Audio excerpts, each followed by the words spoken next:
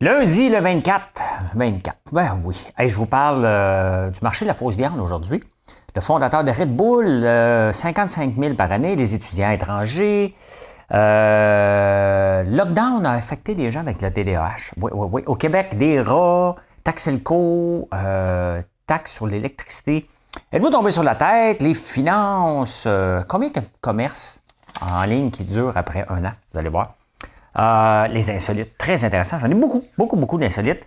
Et la pensée du jour, bon show tout le monde. Bon show tout le monde.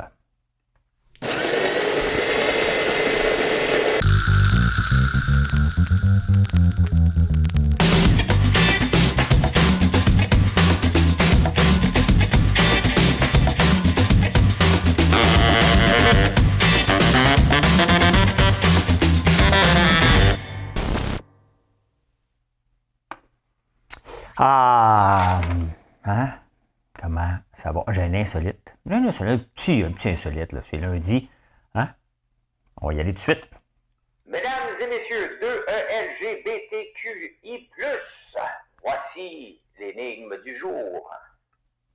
Je cherche aujourd'hui le fruit le plus âgé sur la Terre. Mais pas le plus âgé, celui qu'on cultive depuis le plus longtemps. C'est le fruit que je cherche, qu'on cultive depuis le plus longtemps, qui a été domestiqué, si on veut. Hein? On passe ça tout de suite avec les actualités. Les actualités.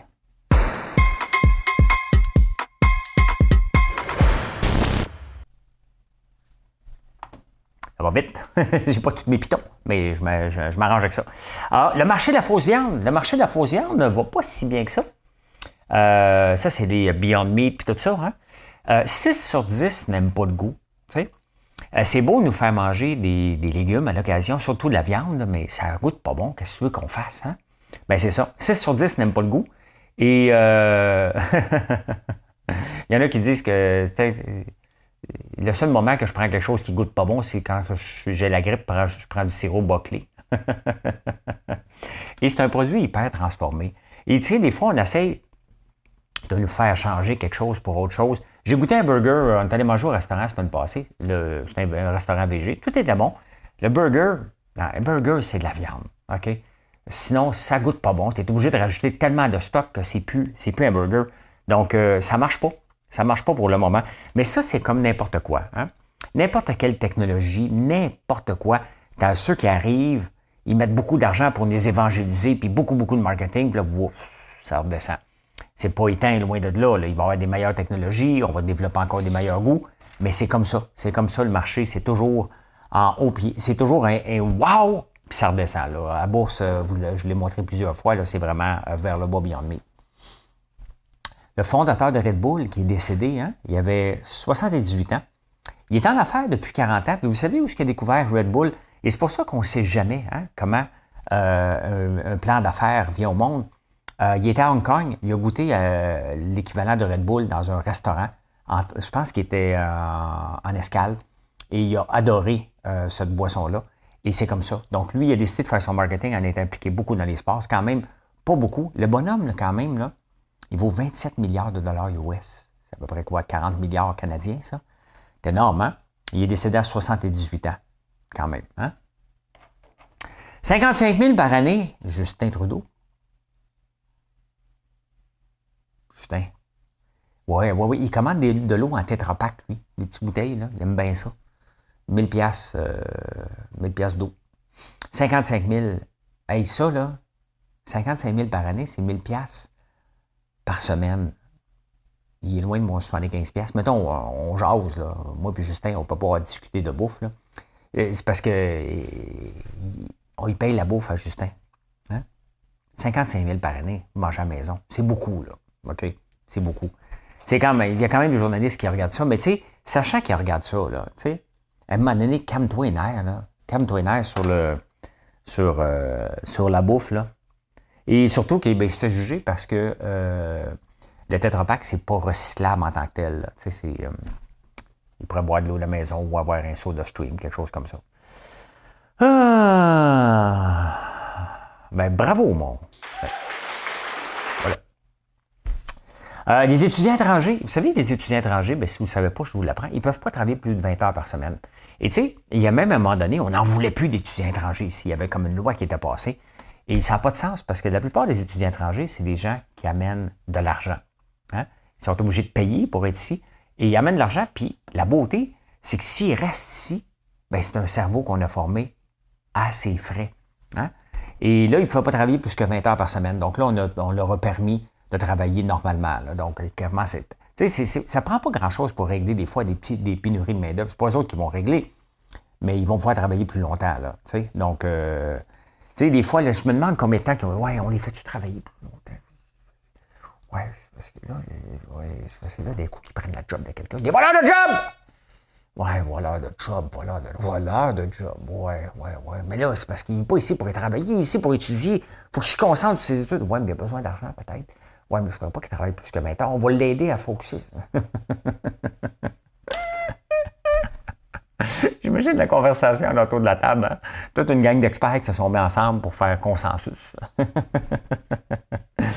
Hey, le lockdown a affecté drôlement les gens qui ont été DAH. Si vous en pensez, vous autres.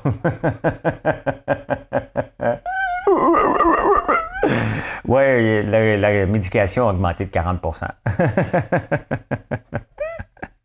J'en ai pas! J'ai pas de médication! Hors contrôle! Oh, et regardez ça. On est rendu là. C'est quand même fou, là.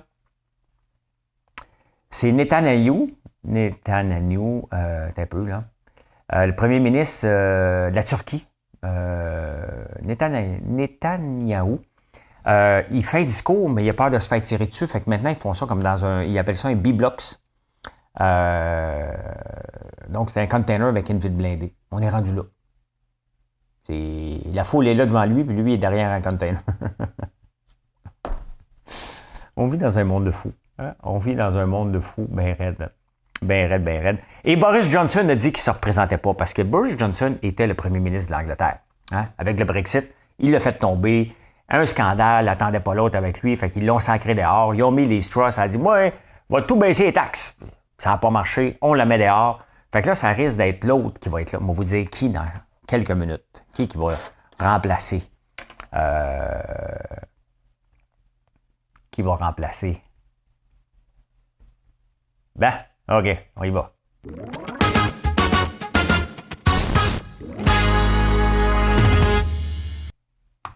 Au Québec, c'était tranquille. Au Québec, on parle des rats. C'est parce que, voyez-vous, il y a beaucoup de rats à Montréal. Ils n'ont pas monté à la côte à Outremont. J'en ai pas vu. J'ai même pas vu de raton laveur cette année. Des moufettes.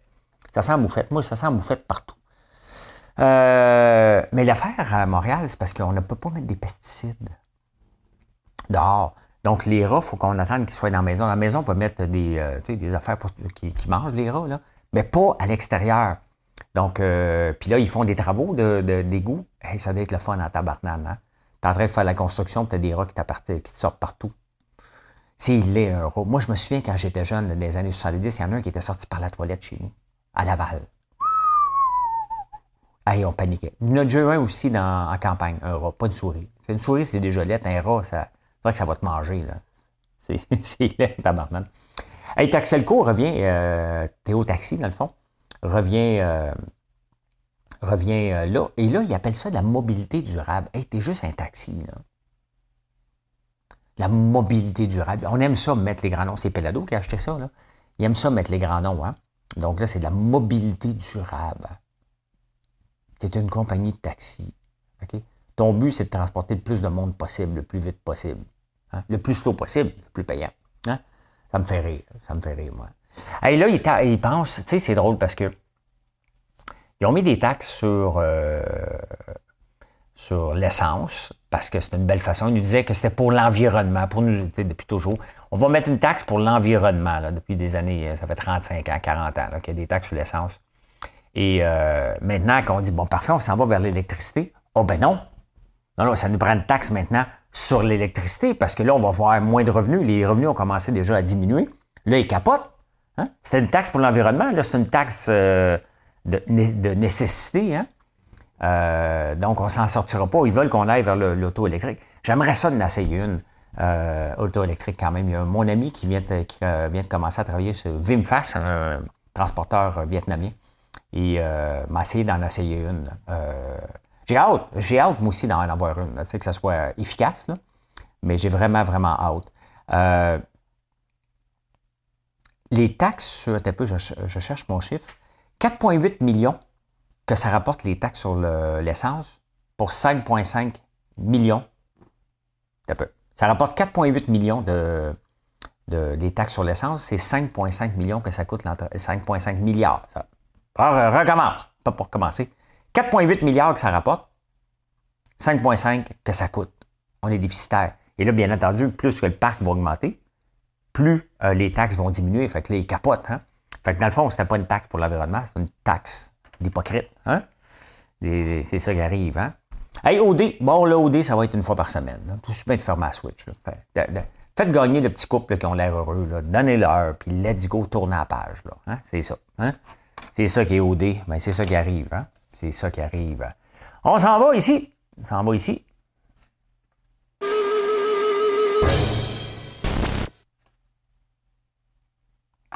Êtes-vous tombé sur la tête? Hey, aujourd'hui, je vous parle d'un temps que les moins de 20 ans ne se peuvent pas connaître.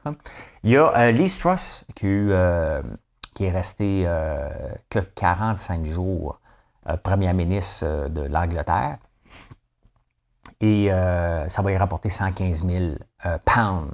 115 000 pounds par année. Puis là, il y a un gros débat parce que les gens demandent, écoute bien, tu ne vas pas rester assez longtemps que tu mérites ça. Ben, elle doit se dire, on va le prendre pareil. Elle ne fera plus de politique, la fille, là, à un moment donné. Ben, je pense qu'elle va rester députée. Mais après ça, là, tu sais. Fait que, c'est dur de dire non. Hein, tu sais, mettons 45, 50 ans, tu dis, ouais, j'ai 115 000 pounds jusqu'à la fin de mes jours. J'ai vérifié ici au Canada, ça serait 175 000, ben, c'est à peu près l'équivalent, 175 000 Canadiens que les anciens premiers ministres auraient. Hein? Et j'ai regardé ceux qui étaient le plus long. Les plus longs, c'est Mackenzie King qui était ici 21 ans et 154 jours. Pas consécutifs quand même. John A. MacDonald a été 18 ans et 359 jours. Et Pierre-Éliott Trudeau, quand même, hein, il a été premier ministre pendant 15 ans, Pierre-Éliott Trudeau. Et maintenant, ceux qui ont été le moins longtemps. Hein. Il y a Kim Campbell, qui a été le moins longtemps, après 132 jours. John Turner, il avait une face de premier ministre. Hein. 79 jours.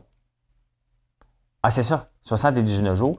Et le moins long, c'est Charles Tupper, seulement 69 jours, mais je pense qu'il est décédé, lui, dans son cas.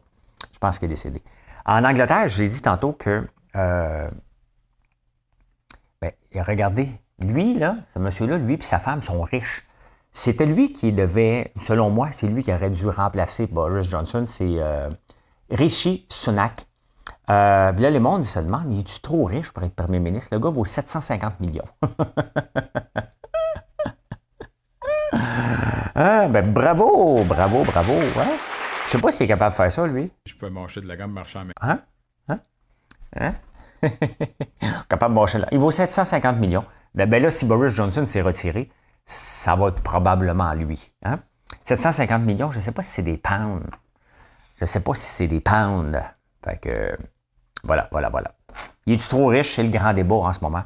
Bon, vous venez au courant. J'aime ça, les journaux de l'Angleterre. Hey, on s'en va ici. Dans les finances.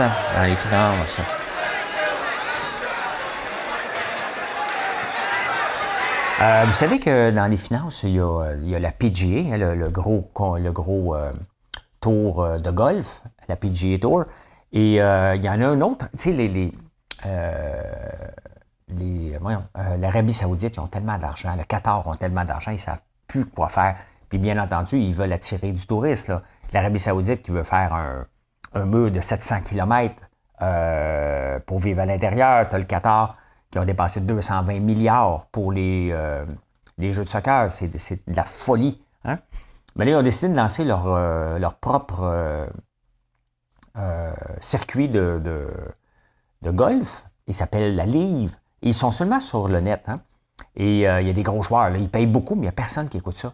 Quand même, c'est pas beaucoup là, pour autant d'argent qu'ils ont mis sur la table. Je pense qu'il y a en moyenne 300 000 views par par écoutement, par tournoi, ce qui n'est pas beaucoup. Là. Les tournois, la PGA, aux États-Unis, on parle de millions puis de millions. Là. Donc, ça ne pogne pas. Tu sais, on le voit que même quand tu as de l'argent, quand tu essaies de changer quelque chose trop vite, un peu comme l'association des joueurs, quand les Nordiques étaient là-dedans, qui se sont joints à la Ligue nationale après, bien c'est ça, hein, quand tu essaies de mettre de l'argent, tu essaies d'aller trop vite, tu essaies de changer quelque chose, c'est pas sûr que les gens vont te suivre. Hein.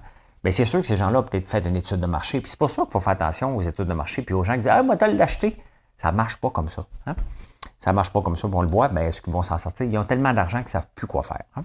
Ah, il y a Zara qui lance un marché secondaire, pas encore ici, mais au UK, où que tu peux retourner ton linge, parce que là, les compagnies de linge disent, ben, écoute, ben là, hein, faut que tu fasses ta part toi aussi. Donc, tout le monde veut faire sa part pour l'environnement, donc tu vas pouvoir retourner ton linge, en acheter, échanger.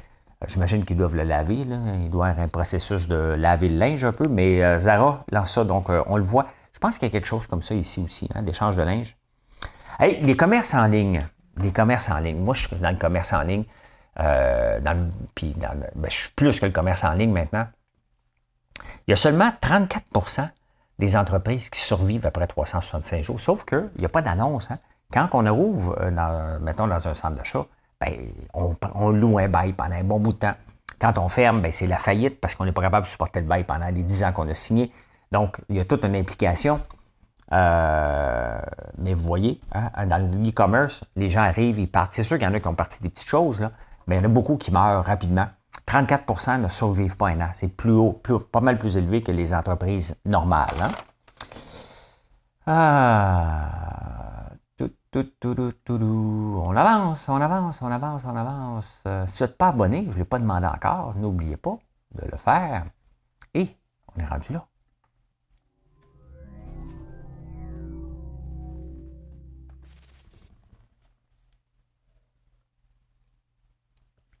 Dans les insolites. Ah, vous souvenez-vous des petits disques, hein? Quand tu avais des ordinateurs, des petits disques carrés, il y avait les gros, puis il y avait les plus petits. Mais imaginez-vous qu'il y a un boom en ce moment, parce qu'il en manque, et il y a quelques sites qui en vendent plus de 500 par jour, des floppy disks. Donc, si vous en avez, d'après moi, vous êtes capable de faire de l'argent avec ça. Pourquoi? Parce que les compagnies aériennes, ils roulent encore là-dessus. Qu'il est à moi, qu'il est. C'est un sketch de Michel Borette, d'après moi, qui ne passerait pas aujourd'hui. Hein? Il s'imagine des Air Zimbabwe avec des autobus Bluebird, puis il fait ça de même. Qu'il est à moi, qu'il est. Ouais, fait que c'est ça. Puis les vieux ordinateurs, ils ont besoin encore, donc 500 par jour, quand même. Hein? Hey, Elton John, savez-vous qu'il y a un chum qui habite Toronto, qui vient de Toronto? Bien, regardez, Elton John vient de s'acheter. Ceux qui ne le voient pas, là, imaginez-vous peut-être Habitat 67, 20 fois plus gros et tout vitré, avec des arbres. Donc, Elton John habite Toronto. Hein? Son chum est plus jeune que lui. Je pense qu'il a 59 ans, je pense. Donc, il habite Toronto. Ben, il doit habiter partout, ce genre-là, ce monde-là. Là. Ils sont riches. Savez-vous comment être heureux? J'ai lu un nouveau truc pour être heureux. Donc, ceux qui n'ont pas le sourire facile, là, tu te mets un crayon entre les doigts, dans la bouche, là, puis...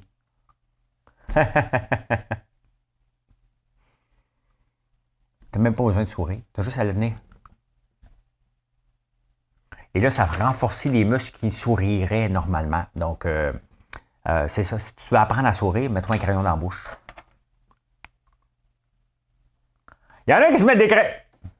C'est hashtag mon oncle. Le test du crayon, hein? Bon, ceux qui ne comprennent pas, là. Hein? Voilà. Hein? Ah, il y a une étude qui est sortie, j'aime ça des études. Dans les pays riches, il y a plus d'obésité parmi les gens les moins éduqués dans les pays riches. Mettons comme le nôtre, l'obésité est plus élevée dans les pays avec les gens qui ont moins d'études. Dans les pays pauvres, l'obésité est parmi ceux qui sont les plus éduqués. Spécial, hein? Quand même, hein? C'est complètement le contraire d'un pays à l'autre. Hey, des fois, faites-vous ça dans la piscine, vous autres, faire des tests, voir combien de temps tu vas retenir ton souffle, hein? Ou faire de l'apnée. Ben, dites-vous que, tu sais, si tu étais un scout, puis tu voudrais te transformer en oiseau, là, ou en ton animal totem, là, puis tu veux retenir ton souffle, là, tu pourrais t'appeler scorpion. Hein? Scorpion bleu. Scorpions retiennent leur souffle pendant 6 jours. Lui, il peut décider de... Hein? Tu veux te faire un test avec moi?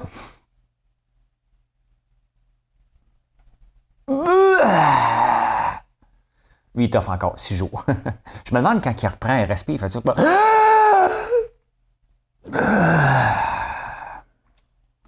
Je demande. Hey, la worst date. Oh. J'aime ça. Ben écoute, première date, m'a gardé Marilyn, puis moi, elle est venue manger chez moi. Bon, on a mangé, puis on a pris un verre de vin, puis c'est ça. Hein? Fait que lui, la fille, elle va chez eux, elle est intéressée par lui, puis il commence à s'embrasser. Il écoute un film, puis il s'embrasse vite fait. Hein? Mais le gars, lui, il décide de rentrer sa main dans les culottes. Il dit faire un Ouija, tabarnane, tu sais.